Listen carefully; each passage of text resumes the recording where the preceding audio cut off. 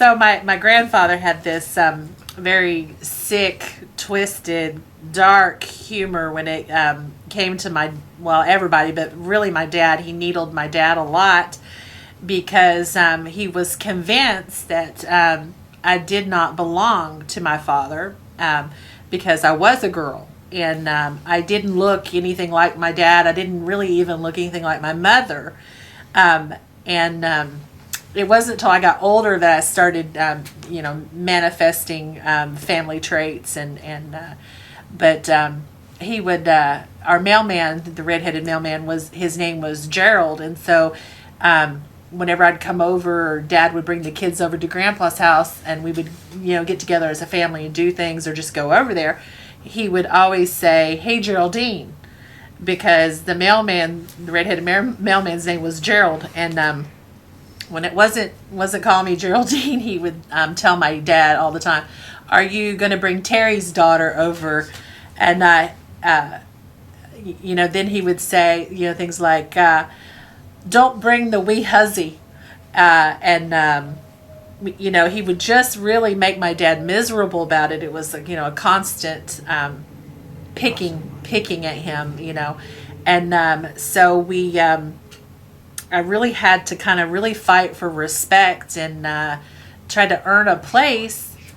Yeah, and he called me Shorty, the short one, wee shorty, because I was very short and small, which was not a characteristic of our family, because he was 6'8" or 9", and my dad was 6'7", and by the time you got to be in kindergarten, you were 5 foot tall, 4'11". He didn't respect you. And he didn't, he'd hand out candy and things like that to the other kids, and I would be conveniently left out, So I really felt that rejection. And my father felt it too, but didn't really know how to cope with it. So anytime we ever received a phone call from our grandfather, if our phone ever rang and it was Grandpa on the other line, you would have this little spark of fear, because it usually meant that he was up to something wicked and usually involved doing something dark and twisted. So we get the phone call one day, and I answered, of course, and he goes, "Can you get your father on the line?"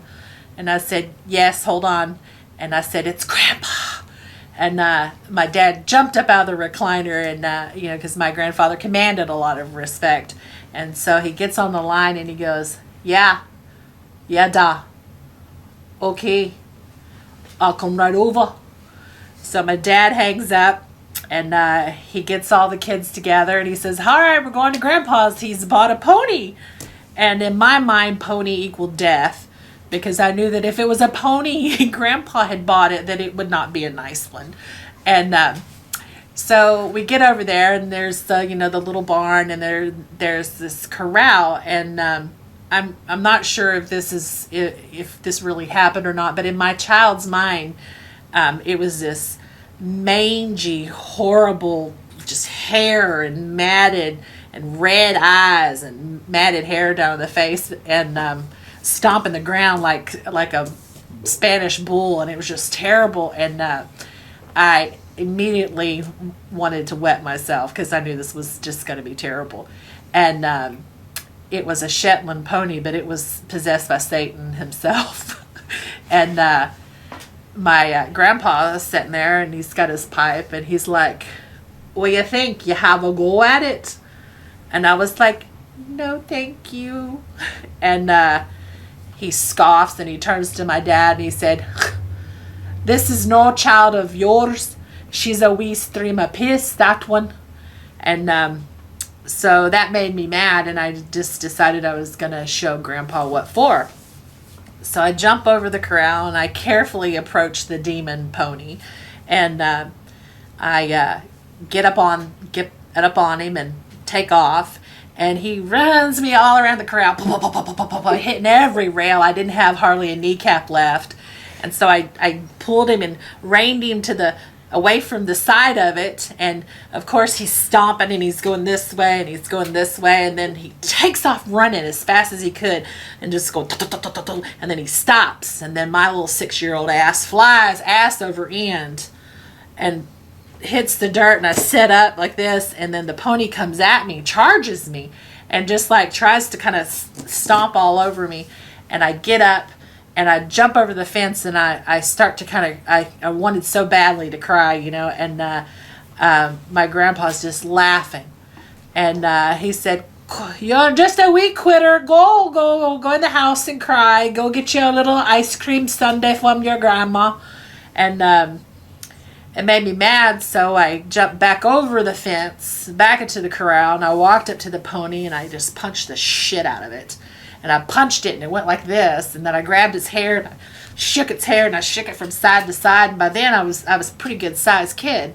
And when I shook it from side to side, it kind of fell over a little bit, got off its feet, and it stood there, and I jerked it real hard, and I got back on it, and I kicked it, and I just rode the hell out of it around that corral for about 20 minutes until it was tired and sweaty and foamy. And the whole time my grandpa's just laughing and laughing. He spit his tobacco and his pipe out, and he's just bent over like this, and he's just laughing. And he tells my dad, he goes, "Well, I'll be goddamned, Jerry, I think that kid does belong to you after all." And it was like from that day forward, I was his favorite, and it was like something finally clicked with him, and I was the first one he called for anything. If he had a pony or if he had anything, couldn't get a cat out of a tree for grandma or whatever, it just didn't matter. And he would call me. I was the first one, and I learned to have no fear. So I kind of appreciate that a little bit.